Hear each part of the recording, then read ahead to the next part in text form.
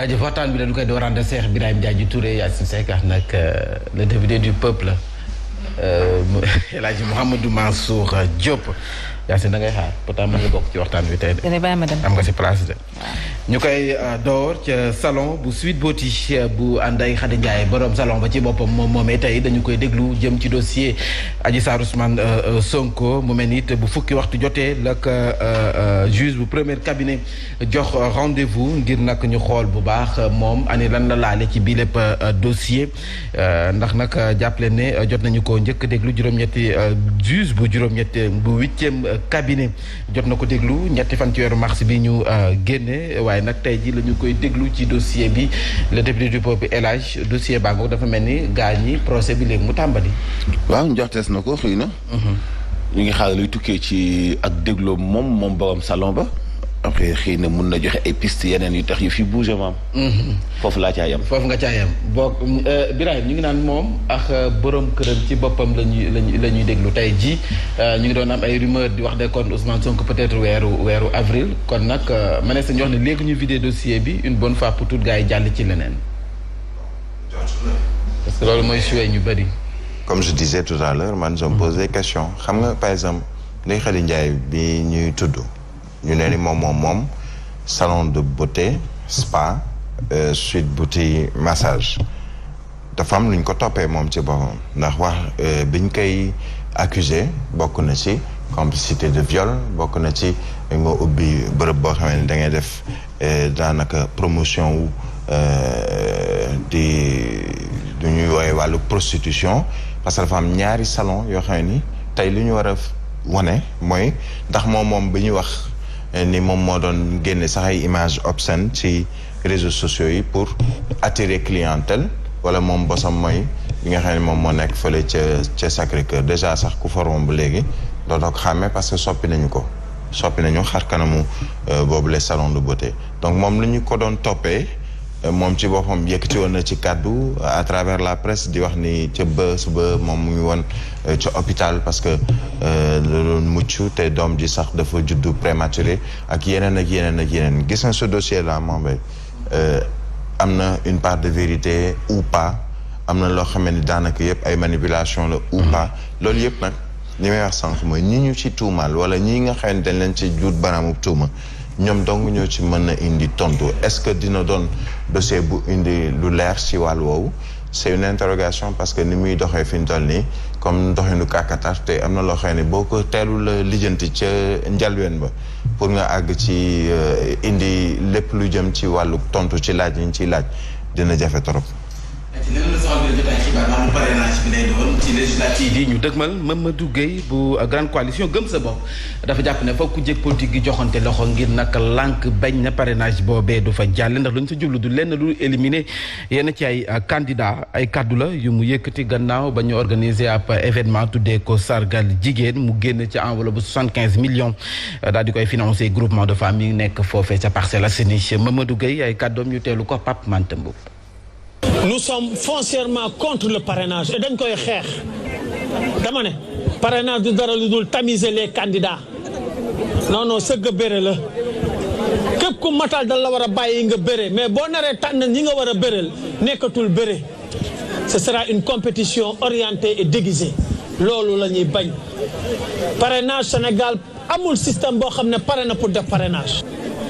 ay faux fuyants la pour naxaat Sénégal wax naa ko nag ku matal nan la bàyyi nga compétir loolu mooy yitte bi te opposition nañu boole seen doole pour xeex parrainage suñ ko deful boroom ñaari kaas yi ataay naan na ko ba pare bëgg a defaat ñetteeli kaas dina jaaraat suñu kaw. ba tey ci wàllu politique ak parrainage boobee foofee sa Mbuur a jigéen ñaale Khalifa Sall ñoom it dañoo bañ ba tëddi suuf ba noppi di xam ne kon élection législative ñu dëgmal Khalifa Sall kenn du ko teree bokk ci liste yi loolee jot nañu ko xam ne seen dajam assemblée générale ñu ànd Cheikh Alioune Badara Sonko. farandoo Khalifa Sall yi nga xamante ne ñoo nekkee fii ci département bu Mbour ñoom jàpp nañ ni ci élection législative yi nga xamante ne moom lañ dëgmal dara mënul tee Khalifa nekk candidat. casier judiciaire Khalifa Sall c'est un casier vierge dara nekku ci c'est-à-dire que Khalifa dara mënu koo tere bokk ci ay élections moo tax ba ñu takku dëgër ne élection législative bii di ñëw ñun ñooy porter candidature Khalifa Sall. ñoom nag ci biir rencontre daan nañ ci profité yéey yàbbi ci scandale foncier yi nga xamante ne moom lañ nemee ko ci département bu Mbour. suuf problème bi c'est une bombe à retardement. yàlla tere bu coow yi continuer nii mën na dem ba jur ay noonoo ci ay doomu aadama yoo xamante ne ñoo bokk même gox ba ñu nekk. li nga xamante ne mooy seeraay dund gi ñoom it cof nañ ci jàpp ni gouvernement bu Sénégal dafa war a def tout ngir njëg yi gën a wàññeeku rawatina ci koor gi nga xamante ne moom lañ dëgmal. ñu ngi koy naqarlu ki ñu ciy interpellé nag mooy ki nga xamante ne moom mooy doxal réew mi moom moo ko mën a yokk moo ko mën a wàññi. aujourd'hui waxuma la ki nga xamante ne góorgóorlu bi la mais un agent de l'État wala un privé. parfois même ils ont du mal à joindre les deux bouts. en tout cas ak li ci mënta am ay weer rek des ngir ñu dëgmal li nga xamante ne mooy élection législative yi farandoo Khalifa Sall yi nekkee fii ci département bu Mbour di soññ ndaw ñi ñu gën a dem bindu ji ci liste électorale yi. voilà dañ ko fi doon waxtaanee ñu ne xeexum parrainage bi ku jëkk politique gi de soit dañuy booloo man koo xeex lu ko may fekkee dañu tas duñu obligé lu dul dem ci élection yi ak parrainage bi élage. mais il faut ñu dem ci élection yi ak parrainage bi. parce que nag bi ñuy def dialogue bi itam xëy na du ñoom ñëpp ñoo ci àndoon àlli naa ni si am na ñoo xam demoon nañu am na ñoo xam demuñu woon mais teewul bi ñu génnee ci conclusion yi ba dëppoo ci ay kàddu ba tënk ko ba noppi fichier boobu ak la ñu tënk ni ay coppiteef ci la ñu demee élection locale donc fichier boobu ñu demee ci élection locale yi moom la ñuy demee ci élection ak charte yi mu ëmbaale woon faaw ñu demee ko ci élection législative xëy na ñu entamé yeneen procédure yu mun nañ ko attaqué waat parce que wax naa ko fi bi ko fi maître Abdoulaye Tine doon attaqué ca njàlbeen bu ñu ko jàppale woon xëy na mënoon na ba ñu yegg si fii topp na ko xeex ci dem ci cour bu CEDEAO cour de la justice bu CEDEAO mais néewoon na booba ñu ko ci doon jàppale. entamé waat na beneen fan yi muy awale ko ci ministre de l'intérieur c'est-à-dire que bu fekkee da ngeen nekk ci parti ay opposant te seen xam-xam doon ay matières yi wuute bu yittewoo wàllu yoon da ngay collaborer ak ki nga xam ne ci la xam-xam màcc jëm maître Abdoulaye Tine ku nekk xam nga xam-xamam ci wàllu yoon kon buy attaqué yenn yi li gënoon mooy ñu jàppale ko ci wàllu boobu mais comme ci la ñuy demee élection locale gagné ci defe naa ni li gën a jàmp tey mooy fexe ba ubbiwaat gi ñu ubbiwaat fichier électoral bi ñu gaawantu ñoom à la base mën a bind itam seeni ay militants surtout primo votants yi. ñu daw inscrire xamal leen importance su vote. bañ a bàyyi xale yi ñu bind ñuy dem di wuti identité ci brigade yi wala commissariat yi mais ñu dem uti ko ci inscription liste électorale yi. am carte d'identité am carte électeur mën a dem voter mais tey daanaka defuñu benn campagne jëmale ko ci wàll boobu. xanaa sax ñun suñu yuux yi tax na léegi nguur gi ñu ngi sax xaw a changé parce que li ñu def. ci waajtaayu législative yi di def ay communication ci RTS defuñu ko woon ci élection locale yi alors que dafa leen war pour bu amee changement wala ñu ubbi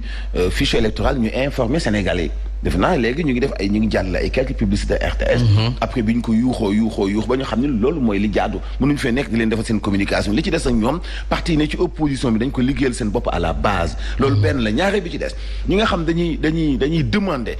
benn unité forte. ci biir opposition bi loolu mënut a nekk nañ ko wax rek bu ñu xeebee unité bi am Yewwi Askan Wi ak yeneen i coalition gëm sa bopp comme yeneen coalition gox yu bees yooyu ay coalition yu dëgër la yoo xamante ni bii dañu juddu ci élection locale yi ñu weesu ëpp naa xeeb mais kantaan nag nga boolewaat coalition yépp mu nekk benn entité politique loolu moo mënut a nekk xam nga la moo tax. parce que parti au pouvoir li ko commencé ci Abdou Diouf Abdoulaye Wade président Macky Sall ba suñu jonn yàlla tey. chaque parti bu nekk au pouvoir am nga parti parallèle ñoo xamante ni bii seen parti bopp lañu mais yow la ñuy liggéeyal ci biti ñu ngi fàttalik histoire CAP 21 création am na parti yu ci bokkoon yoo xam ne dañu contrôle Abdoulaye Wade ci début ba voté lu ñu ko loon mais finalement dañu bokk ci kuréel bi koy dooleel am na tey ñu nekk day wuyoo opposition bi te dañuy liggéey pour président Macky Sall loolu mooy li wóor parce que li koy firnde mooy élection présidentielle yi la weesu. pratiquement président Macky Sall benn candidat la amoon benn opposant mooy Ousmane Sonko. après élection yi ana ñu ci des ñëpp kenn desatu fi mooy wane ni parti pouvoir bu nekk am nga këf parallèle ku nekk à côté koo xam ne yow liy liggéey ñooñu nag bu nekkee ci biir opposition bi te xàmmee leen jafe te bu ñu jógee naan unité bu ñu naxante suñu biir ni ñu demee woon local yi nañ ko demee législative yi te xam ne unité benn entité rek boo xam ne day boole opposition bi mënut a nekk ci wàllu politique. loolu mënut a nekk. voilà ab combat la bu nga xam ne ni muy xeexum parrainage bi wala xeexum candidature Khalifa Sall combat la individuel la wala combat bu nga xam ne ni ñoom ñëpp opposition bi ñoo ko war a mën a porter ngir am ci ndam. am deux cas de figure ci mbirum parrainage bi. benn bi mooy opposition bi yëpp man ko continuer ci li ñu nekk mooy dénoncer mbirum parrainage fexe ba muy CEDEAO ak Union africaine appliquer li nga xam ne moom mooy décision bi jógee ci cour de justice bu CEDEAO ci wàllu woowu bon mënuma cee njortu lu rafet parce que damay jàpp ni CEDEAO déjà ñoom du ñu xeexoo ci seen biir entre chefs d'État Union africaine nag xam nañu ni président Macky Sall moom moo ko jiite est-ce que dañ ko appliquer décision bi tukkee ci cour de justice de la CEDEAO ou pas loolu c'est une interrogation mais li wóor mooy opposition bi ci côté boobu ñaara mën a nekk mooy ñu continuer xeex bi yóbbu ko ba fu mu war a àgg sur le plan international beneen cas de figure bi mooy ñu mën a jàpp ni ala kulial dañuy dem ci élection léegi nañu bañ ñu divertir leen nu ngi ko mën a waxee ci ay coowal parrainage parce que pendant que ñu ngay coow parrainage mais de l'autre côté muy Benno Bokk Yaakaar ñoom ñu ngay waajal ñoom tak samp nañu seen i nit ñi nga xamee ne ñoom ñooy war a gérer wàllu parrainage ci gox yeeg goxaan yi ñu jël kenn teg ko ci bopp bi muy ancienne premier ministre Aminata Touré ñoom ñu ngi déroulé te gis nga ñooñu di déroulé boo bëggee toog naan yaa ngi xeex benn mbir moo xam ne ala kulial boo moytul fa nga jëm mais autant nga teel la fagaru ci wàll boobu parce que comme l'a dit Mansour ce qui est sûr mooy il n'y aura pas d'unité de l'opposition autour d'un point précis il est vrai que ñoom ñëpp ku ci nekk ñu ngi kaasaan parrainage mais Mambay kenn ci opposition bi wala ñaar wala ñett ñooy rocceeku ci suuf dem lijjanti seen i parrainage pendant ce temps ñeneen ñi ngi toog di xaar c'était le cas je le répète chaque jour moi l'exemple que ak surtout option bi nga xam ne maître Abdoulaye Wade joxoon na leen ko ci élection présidentielle yi ne leen bu kenn dem boo leen ko bàyyee moom kenn ak élection yi yaakaaruma sax mu tëgg élection yi est-ce que tey ñoom ñëpp mën nañu mànkoo ne ni bu kenn dem ci élection yi buñ ko defee xam nga lu muy doon moom président de la République Macky Sall ne ni comme je n'ai personne devant moi comme opposant ci wàlluk élection législative yi léegi lu ñuy def mooy nañu waxtaanaat pour trouver consensus te lu indiwaat waxtaanaat bi mooy nga repousser les élections législatives est-ce que kon doo ko far couplé ak élection présidentielle bu est-ce que doo ko couplé sax ak présidentielle bu 2024 ça veut dire que y a un jeu politique que mène le pouvoir maintenant nag l'opposition si jamais dafa dugg ci piège politique boobu mais finalement ñoom ñooy ciy doon les grands perdants parce que gis nga li mu perte ci ay localités ci élection territoriales yi ñu weesu ay grandes localités yu ci mel ni ay Ziguinchor ay Dakar ay yeneen ak ay Thiès et cetera bëgg na ko récupérer ci élection législative parce que cohabitation boobu du fas yéene toog di seetaan muy am ci élection législative bi mu war a am premier ministre buy jógee ci opposition te ñu waxtaanee kon nag foofee sa Fatick njiitu réew mi président Macky Sall dafa war a inaugurer pont bu Foundiougne loolee ñaar fukki fan ak juróom-benn la ci weeru mars waaye nag ndaw ya ñu ngay daas fanaanal nee nañ soo moytul ay morceaux yu xonq la ñu koy teertoo ndax jafe-jafe yi ñuy dund foofee ca Fatick fa nga xam ne nee nañu fa moom fa la dëkk metti na lool rawatina ñàkkum xëy mi kon jot na nag moom mu geesu leen ñu teewlu say kàddu yu tukkee ci Mamadou Sy président bu mouvement Fatick moo ñu ñor. di leen waxal li nga xam ne moom la ñu bëgg a jottali ci président Macky Sall pour mu dégg ko pour war a mun a ñëw defar Fatick yàgg nañ koy wax nag wax dëgg yàlla yàgg nañ koy wax président Macky Sall ñëwal nga defar Fatick balaa muy trop tard waaw président de la République dafay nekk ci kaw ñun ñu ne ci suuf xëj na ñun ñoo koy gën a gis li nekk ci suuf parce que fa mu nekk moo tax ñun ñu nekk ci biir parti bi di waxal parti bi di waxal Fatick pour Fatick nu mun a demee jógee ci 2 ba yegg ci 20. ñu waxtaan ci leneen lu soxal bi la jotaay xibaar di ay liggéeykat ñetti téeméer si la ñu toll di ay agent yuy liggéey ci autoroute à péage bi axe AIBD Mbour Foundiougne Ila Touba nee na ñu bëggatuñu ay contrat yu nga xam ne da leen di tënk seen diggante yenn ci ay société intérimaire bi si mujj ñetti weer la leen bëgg signé loolee ci boppam la ñu bëgg mu dàkk ndax nag jot na waa autoroute à péage bi na koy gérer daal di leen embauché wala jox leen ay kayit yu leer Macky Sall moo yor seen kaddu ñu teewlu ko Ndeye Dime Ndaw mais dañoo xëy du jour au lendemain le 28 février bi passé ñu indil ñu benn société intérim bu tudd Tara fekk avant ñuy indi société intérim bi signé woon nañ nag 3 ans ak ñaari intérim yu différent benn bi Intélimane la benn bi Maquinose léegi bi ñu indilee Tara bi nii ñu ne ñu carrément ne seen contrat yi jeex na léegi li gën a doy waar dans tout ça Tara bi mu ñëwee moom daf ñu imposer benn contrat de 3 mois contrat de 3 mois boo xamante ne nii li ñu ci njëkk a jaaxal mooy ba mu ne asalaamaaleykum rek dafa dàq 100 personnes rétrogradé ay doomu aadama am ñoo xamante ne dañoo nekkoon ay gestionnaire ñu wàccee leen am ñoo xamante ne dañoo nekkoon chef d'équipe ñu dàq leen ñenn ñi ñu humilier leen bokkuñ sax ci liste bi ba ñu yuuxee ñun ñoom it xam ne lii doxut ñu dem changé. ayca mu ngoog Macky Sall ci boppam mooy porte-parole lu liggéeykat yu TER yi 300 si la ñu toll bëggatuñu lu leen lii ak ay société intérimaire El Hadj. non li am ci liggéeykatu autoroute yi dafa ëpp xam nga dañu wax société intérimaire ci assuré ñenn ci ñetti téeméeri liggéeykat benn ba fa nekkoon defal leen benn contrat bu yem ci année bii ba leen ñëwaat defal leen beneen contrat bu yem ci année bii ñu war leen a embauché ñu indiwaat beneen nat nga xamante ni bii ak jaay doole la gu doy waar ñiy souffrir di sonn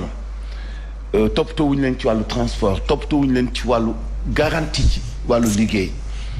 taxaw ci bopp box yi oto bu leen romb ñu demande yóbbaale te ñépp am ay personnel te ñoom ñiy liggéey ci tali ñoo gën a mérito am personnel société intérimaire bu bees ba fa ñëw ñu indi ko fa mu ñëw ubbiwu ay buntam collaborer ak liggéeykat yi mu ñëw di leen xeex di leen intimider di leen napp ba noppi kilifa yu Ageroute yi seetaan loolu te ñëpp doon ay doomi Sénégal loolu moo jëkk a ñaaw mais Birahim booy voyagé guddi ñiy bale tali bi loolu beneen société waat la ñi koy nettoyé di buub suuf si beneen société waat la bu nekkaat ci biir bu ñu la waxee ñi fay liggéey seeni salaire nga contacter kenn ci ñoom mu wax la seeni ay salaire da nga yéemu ci yàlla doo ko ñi may wax te amul benn mesure de sécurité boo xam da ci àndaale ci ay masque ak ay dispositions yoo xamante ni bii kuy manque suuf war nga ko am comme protection ci sa wàllu liggéey muy lu ñaaw loo xamante ni bii combat bii duñ ko bàyyi mu jàll parce que noonu waa Eiffage commencé woon nañ ko ak seen ay liggéeykat ñu porté combat bi ci fulla ci fayda ba gañe ko wala boog am nañ ci lu xaw a am solo ñii itam noonu la ñuy demee dañuy interpeller liggéeykat yu Eiffage yi ñu jàppale liggéeykatu autoroute Sénégal yi ñu dem ci xeex bi parce que ëpp nañu 4 téeméer donc ñooñu mënoo xëy benn suba taxañ leen surtout ni ñu maîtriser liggéey bi ni ñu xamee données yi xam ce qui se passe nga indi benn société boo xamante ni maîtriser wul dara ci société bi ni muy doxee nga xëpp leen ci kaw xale yi ñu teg leen ay charte yoo xam ne ante nañu ko contrat wu 3 mois noo koy signé leen di koo xam liggéey na lu ma juróomi at liggéey lu ëpp 5 ans nga xëy benn suba indi fa benn société intérimaire mu ñëw ni leen ay contrat wu 3 mois jàpp ña fa doonoon ay délégué wala ñu am niveau ci wàllu jàng ñëpp nga dàq leen mais dans quel pays sommes-nous chinois yi bu fekkee ñoom ñoo koy exploité nañu collaborer ak société intérimaire bu leen buy embauché liggéeykat yi wala contrat wu 10 ans sax au moins ñuy mën a am garantie bu xaw a tane pour seen avenir ci wàllu liggéey ñu exiger itam ñu am auto personnel parce que équipe bi nga xam mooy xëy 8 heures wàcc 14 heures ba 20 heures ba minuit ba fajar xawma nu ñu ko mën di séddale mais 4 équipes la en tout cas mais nañ am auto personnel comme Ciment de Sahel ni muy def ñiy wàcc 14 heures auto personnel bii leen di yóbbu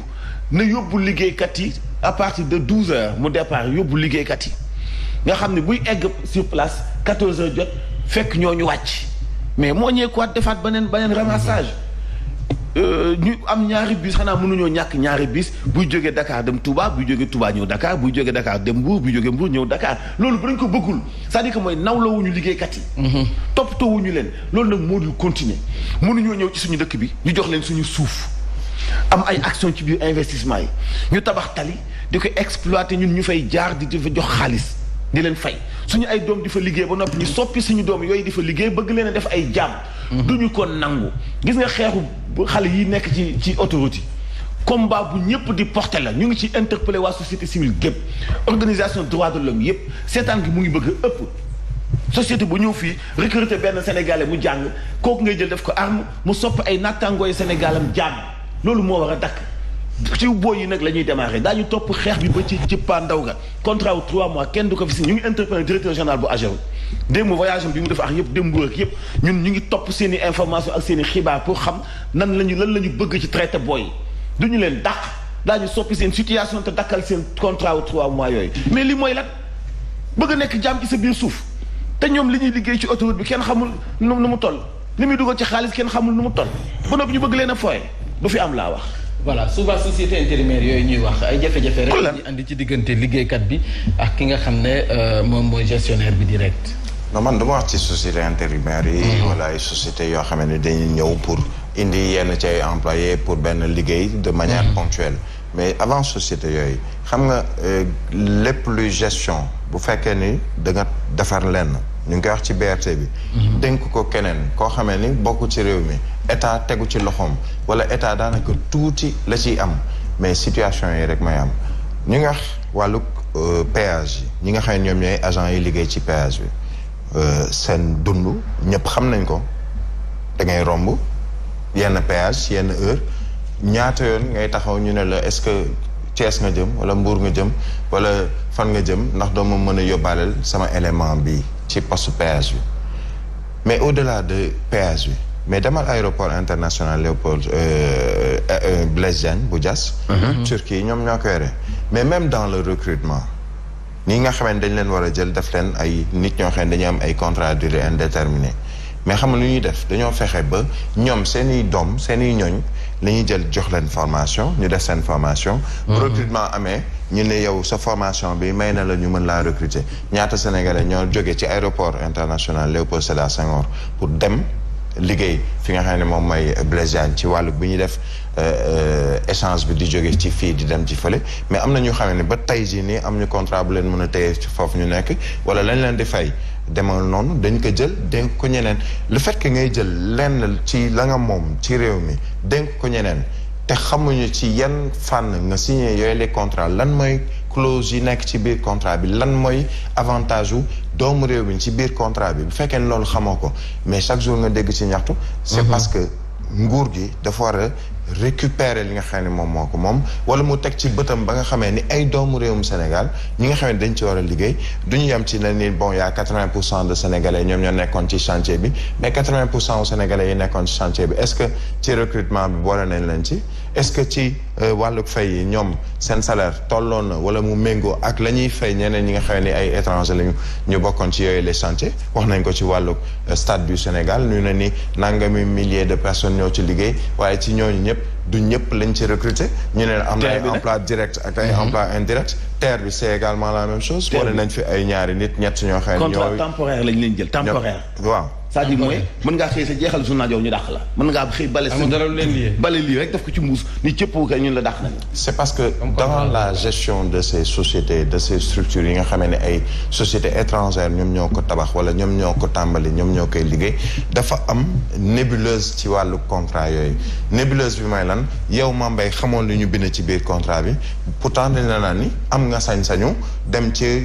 bërëb wala kuréel yi nga xam ne ñoom ñooy saytu loolu mën nga xool lépp luy clause contrat yi lépp luñ ci bind ci cocc ba cosaan mais malheureusement les premiers à être lésés ci situation yi yëpp ce sont des employés sénégalais ñoo xam ne seen emploi sax emploi précaire lañ koy wax pendant ce temps le président a parlé de wut ci wàllu ay programme xëyu ndaw ñi mais am na ñoo xam ne tey nii seen xëy boobu ñuy xëy mais jaruñu leen dara ndax lañ ci fayeeku ak précarité wu emploi bi tax na ba loolu mënuñu ko wooye ay emploi voilà ñu waxtaanee ndajam forum mondial de l'eau juróom-ñeenteelu édition bi diwaanu Ndakaaru Sénégal di ko dalloo démb la ñu ko door foofee sa jam ñaajo juróomi junni ci ay participants bawoon nañ ci réew yu wutee daal di fay dikk si diiru juróomi fan nag ñu war a waxtaanee jafe-jafe ndox mi jafe-jafe ndox moomee nag njiitu réew mi président Macky Sall xam na ne dëgg la gunu mën a teg baaraam ndax nag bu ñu fàtte ni nee na ñaari doomu aadama yoo jël boo seetee ba sa biir kenn ka dëkk na ci bërëb ba nga xam ne ndox mu sell amu fa ñu ànd Cheikh Younoussa Baldé Madani Marega. ci diiru juróom benn fan participants yi daañu waxtaan ci défi yu àdduna bi am ci wàllum ndox seetlu bi mooy ci àdduna bi ay millions yi doomu aadama amuñu ndox rawatina ndox bu sell président Macky Sall jàpp ni ci ñetti levier la ñu war a sukkandiku ngir askan wi amul ndox ci anam yu yomb. encourager davantage. dañoo war a encourager gestion bu baax bassin yu nekk ci diggante réew yi maanaam ci frontières yi waaye te def système de régulation bu am solo li yemale ñépp ci wàllum ndox mi te lal ko ci dëgg ndax ndox nekkul bien boo xam ne dañ ko war a xoolee mbirum économie seulement. promouvoir davantage l'économie circulaire. mu ni l'heure est grave ndax lu ëpp 2 millions ci doomu aadama ay ndox bu baaxul maanaam ndox bu pollué la ñuy consommer. La situation n'est pas rassurante. 2 personnes. situation bi dalul xel ci juróomi nit yoo jël ñaari ñi ñu ngi dund ci zone yoo xam ne daanaka amul ndox jigéen ñi ak xale yu jigéen ñi dañuy def lu ëpp 200 millions ci waxtu ci bis bu nekk ngir wutu ndox. Jour à chercher de l'eau. mu gis ni tamit faw nit ñi bàyyi li ñuy yàqee ndox mi rawatina ci kër yi ak ci usines yi. voilà yàqum ndox mi ñàkkum ndox mi président Macky Sall moom nangu na ne jafe-jafe ndox am na ndax ñaari nit yoo gis benn ba dëkk na ci bërëb bu nga xam ne amuñu ndox wala bu ñu amee ndox ma seetlul El Hadj. vraiment fonk nañu loolu discours président. sénégalais la mooy jiite sénégalais yi mais bala nga naan naam ne fa doon nañu gën a impressionné discours bi bu fekkoonte woon ni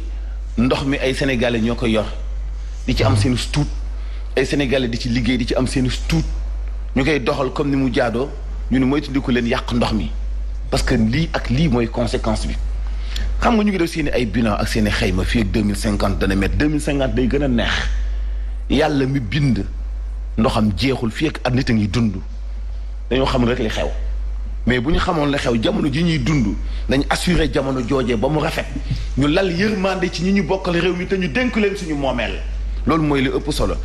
mais il y aura des conséquences fii ak 2050 benn conséquence du am lu dul seen yàq gi ñuy yàq ci kaw suuf ñoom ñooy yàq ci kaw suuf ci wàllu àll bi démb xam nga démb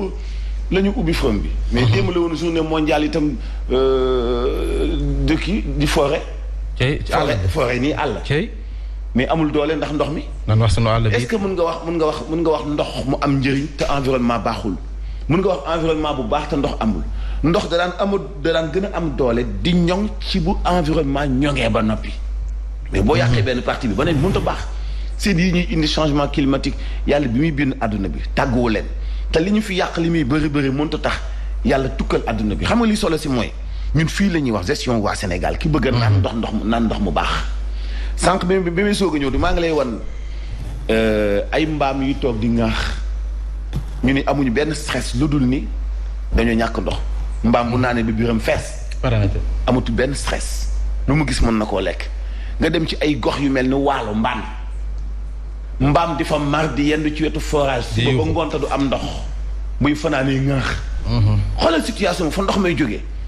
dinaa la woon beneen vidéo ci dëkk yi nga xam ñoo wër kër Momar Sarr amuñu ndox nga woote ñu fi dëkk renseigné wu mu nekk lu leer ay kilifa di la jox ay xibaar yoo xam ni bu ñuy def ndajeem ndox fii da ngay jàpp ni nit ñi wax dëgg yàlla daal nawloo gi xaw naa des nawloo gi xaw naa des ci wàllu kàddu yi si wàllu ndox mi noppi wuñu pour trouver solution rencontre bi am na solo ñu méngale ko bis bi àdduna bi yëpp ku nekk di bàyyi xel noo mën a indee solution ci ndox ci sa diiwaan démb du caaginu forum de Dakar de mais démb mooy bis bi àdduna bi yëpp jagleel lu jëm ci wàllu ndox ku nekk ak ni nga ko màggale ñun ñu am chance xëy na dalloo xew bi ay experts ñëw fi ay njiitu réew mais loolu du solo si Biraye maa ngi dégg sànq bi may ñëw mu koy wax ni yeneen télé dañu def reportage ni rencontre paradoxale parce que ba ñuy def rencontre ci wàllu ndox mi ca Diamniadio am na ay quartier ci biir capitalu Sénégal ñu ngi souffrir ci ñàkk ndox Sénégal ngay gis di xelli si robinet pendant une semaine muy xelli ndox mu xeeñ foos te consommateur bi amul sañ-sañu dem ci yoon attaqué ci yoon société bi ko jox ndox mu foos te contrat ba société bi diggee moom jox ko ndox mu sakkan ñu mën koo naan te njëgg a yombul ndox ma sakkanul boole ci ndox ma amul qualité daal day xeeñ ndox mu foos te kenn du ko topp gis nga maam bis bi daal ndaje mi daal am ndajale rek bu ñuy def fii nii mais liy sole si mooy seen kàddu yi doon na gën a neex dugg Sénégalais yi bu fekkoonte woon ni dafa nekk ci seen i ay loxo tali nekkul ci loxo Sénégal wateraay nekkul ci loxo Sénégal ndox nekkul ci loxo Sénégal ñun lu nekk ci suñu loxo kon alors que suñu kilifa bu ñu jógee di ñu orienté ci côté boobu ni mënuñu leen a dégg parce que nekkul ci seen loxo dañoo xeeb suñu ay doom jox ko ay étranger moo tax faaw ñu continuer di ko dénoncer ndox dafa paradoxal fii ci Sénégal comme thème Barthélémy Dias bi Ndakaaru am na ndox mais Ndakaaru mu ngi dund ci musibam ñàkk ndox. doy na waar ndox maa ngi Sénégal ndox mi daf noo wër état bi tam dëkkee gas ay forage ba ci fii diwaan Dakar waaye am ndox mu jafe ndax ni nga ko waxee woon. gestion ci boppam mooy problème nga baal ma dama ko fàttali. Njaar ci Jandeer la bokk xam nga Jandeer. waaw Jandeer muy buntu Dakar. Jandeer muy buntu Dakar.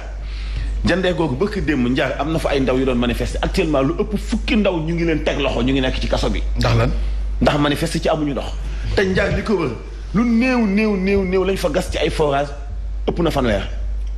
ci ay forage yu ñu gas ba noppi yépp muy xel li ci ndoxum mbànn mi nga xam ne nañu waa Sen'Eau ñoo ko moom day ñëw Dakar. ba nga xam ni ñoom.